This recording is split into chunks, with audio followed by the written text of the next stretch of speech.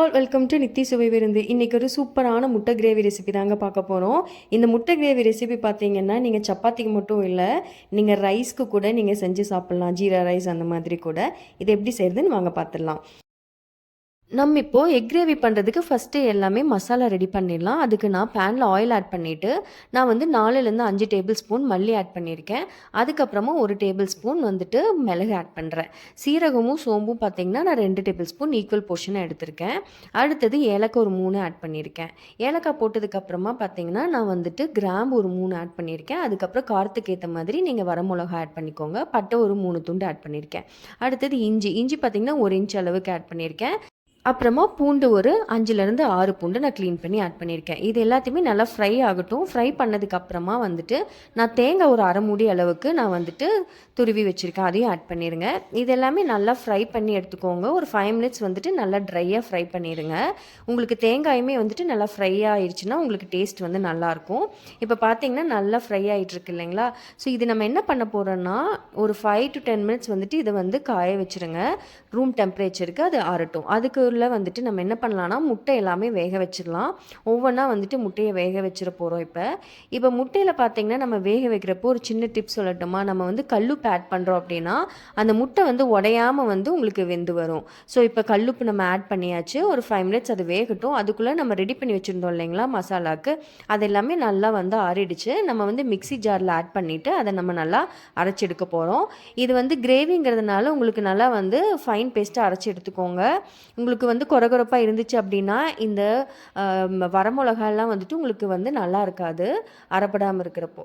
So நம்ம வந்து அரைச்சி எடுத்தாச்சு. அடுத்தது வந்துட்டு நம்ம தாளிக்க போகிறோம். பேனில் ஆயில் ஆட் பண்ணிவிட்டு நான் வந்து ஏலக்காய் அதுக்கப்புறம் பட்டை இது ரெண்டுமே வந்துட்டு நான் ஃபஸ்ட்டு வந்து ஆட் பண்ணிக்கிறேன். இதை ஆட் பண்ணதுக்கப்புறமா வந்து நான் என்ன பண்ணியிருக்கேன்னா தாளிக்கிறதுக்கு பெரிய வெங்காயம் எடுத்து வச்சுருக்கேன். ஒரு 3லேருந்து 4 பெரிய வெங்காயம் எடுத்து வச்சுருக்கேன். உங்களுக்கு வேணும்னா நீங்கள் கம்மி கூட பண்ணிக்கலாம். அடுத்தது நான் கருவேப்பிலையும் ஆட் பண்ணுறேன். கருவேப்பிலை பார்த்தீங்கன்னா உங்களுக்கு நிறையா கூட நீங்கள் ஆட் பண்ணிக்கலாம். நல்லது தான். குழந்தைங்களுக்கு இது அயன் சத்து வந்துட்டு உங்களுக்கு கொடுக்கும். ஸோ நீங்கள் நிறையா கூட ஆட் பண்ணிக்கோங்க. நான் வந்து தக்காளி ஒரு 3 ஆட் பண்ணியிருக்கேன். நீங்கள் தக்காளி வந்துட்டு நிறையா யூஸ் பண்ணிடாதீங்க. உங்களுக்கு நல்லா இருக்காது. இந்த அளவே நீங்கள் வந்து யூஸ் பண்ணிக்கலாம். இன்னும் கம்மியாக கூட நீங்கள் வேணும்னா யூஸ் பண்ணிக்கலாம். இன்றைக்கி நான் பார்த்தீங்கன்னா நாங்கள் ஜாயின்ட் ஃபேமிலிங்கிறனால ஒரு 7-8 பேர்த்துக்கு செய்கிறோம். ஸோ அதனால் நான் வந்து ஒரு 3 தக்காளி ஆட் பண்ணியிருக்கேன். நீங்கள் வந்து 4 பேர்த்துக்கு தான் செய்கிறீங்க அப்படின்னா ஒரு தக்காளி கூட நீங்கள் ஆட் பண்ணிக்கோங்க. அதே மாதிரி வெங்காயம் அதே மாதிரி கம்மி பண்ணிக்கலாம். கம்மியாக தான் நீங்கள் செய்ய போகிறீங்கன்னா. அடுத்தது நான் வந்துட்டு மஞ்சத்தூளும் மிளகாத்தூளும் ஆட் பண்ணுறேன். மிளகாத்தூள் பார்த்திங்கன்னா உங்கள் காரத்துக்கு ஏற்ற மாதிரி நீங்கள் ஆட் பண்ணிக்கோங்க. ஏன்னா நம்ம மசாலாவிலேயே ஆல்ரெடி நான் வந்துட்டு காரத்துக்கு ஏற்ற மாதிரி நான் வரமிளகா ஆட் பண்ணியிருக்கேன். ஸோ இதில் வந்துட்டு நீங்கள் காரம் பத்தலை அப்படின்னு நினைக்கிறவங்க மட்டும் இதில் ஆட் பண்ணிக்கோங்க. இல்லைன்னா ஆட் பண்ண வேண்டாம். நம்ம அரைச்சி வச்சுருக்க மசாலாவை அடுத்தது நம்ம ஆட் பண்ணிடலாம். இது எல்லாமே நல்லா ஃப்ரை ஆனதுக்கப்புறமா தாங்க நீங்கள் இந்த மசாலாவை ஆட் பண்ணணும். இப்படியே இருக்கட்டும். மசாலாவும் ஒரு 5 to 10 மினிட்ஸ் நல்லா வந்துட்டு வேகட்டும். அந்த பச்சை வாசம் போகிற வரைக்கும் நீங்கள் வேக விட்டுருங்க. ஸோ வெந்ததுக்கு அப்புறமா தான் நம்ம வந்துட்டு முட்டை ஆட் பண்ண போகிறோம். ஸோ முட்டை ஆட் பண்ணுறதுக்கு முன்னாடி நம்ம இன்னொரு சின்ன ப்ராசஸ் பண்ண போகிறோம். என்னென்னா முட்டை இந்த மாதிரி சின்ன சின்னதாக வந்துட்டு கட் பண்ணிடுங்க. ஃபுல்லாக கட் பண்ணிடாதீங்க. ஓரங்களில் பார்த்தீங்கன்னா லைட்டாக கட் பண்ணிட்டீங்கன்னா போதும்.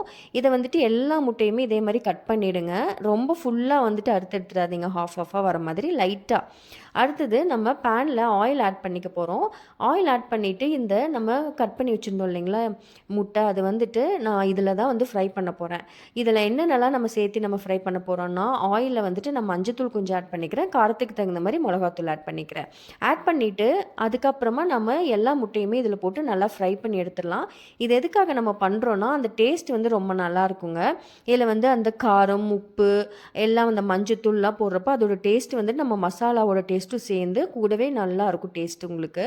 அந்த நம்ம உடனே நம்ம முட்டையை வேக வச்சு போடுறதுனால பார்த்தீங்கன்னா அந்த கிரேவியோட டேஸ்ட் உங்களுக்கு உள்ளே வந்து ஆட் ஆகாதுன்னு இருக்கும்.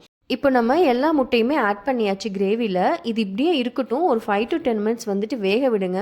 அப்போ தான் அதோட கிரேவி எல்லாமே வந்துட்டு இறங்கி முட்டையில் உங்களுக்கு வந்து நல்ல டேஸ்ட் கொடுக்கும். இப்போ பார்த்தீங்கன்னா 5 மினிட்ஸ் ஆயிடுச்சு. நல்லா கொதிச்சிருச்சு பார்த்தீங்களா கிரேவி. ஸோ இந்த மாதிரி ஸ்டேஜில் வந்துட்டு நம்ம ஆஃப் பண்ணி கொத்தமல்லி தழை போட்டு இறக்கிடலாம். உங்களுக்கு வேணும்னா நல்ல கிரேவி கன்சிஸ்டன்சி வேணும்னா கொஞ்சம் கூட இன்னும் கொதிக்க விட்டுருங்க. வேணாம் அப்படின்னு நினைக்கிறவங்க நீங்கள் ஆஃப் பண்ணி எடுத்துடலாம். அவ்வளோதாங்க. ரொம்ப சூப்பரான, டேஸ்டியான, ஸ்பைசியான எக் கிரேவி ரெடி ஆயாச்சு. இது இப்படியே நம்ம வந்து சப்பாத்திக்கு சைட் டிஷ்ஷோட வச்சு சாப்பிட்டோம்னா, எல்லா சப்பாத்தியுமே முடிச்சுருவாங்க 10 மினிட்ஸில.